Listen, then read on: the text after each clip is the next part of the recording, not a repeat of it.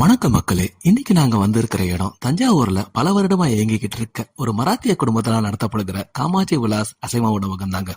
கொஞ்ச நேரம் கழிச்சு சென்றதால் கம்மியான உணவு வகைகள் தான் எங்களுக்கு இருந்தது.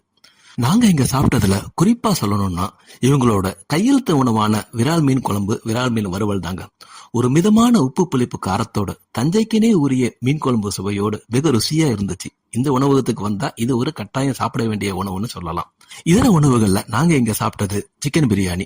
பாஸ்மதி ரைஸ் சுவையிலும் இல்லாம, சீரக சம்பா சுவையிலும் இல்லாம ஒரு வித்தியாசமான சுவை, ஆனா நல்லாவே இருந்தது. அடுத்ததா மட்டன் குழம்பு, மட்டன் வறுவல். இது ஒரு சராசரி சுவையோடு இருந்துச்சு. பிறகு இறால் தொக்கு. இந்த இறால் தொக்கு ரொம்ப சுவையோடு இருந்துச்சு. மற்றும் சிக்கன் 65.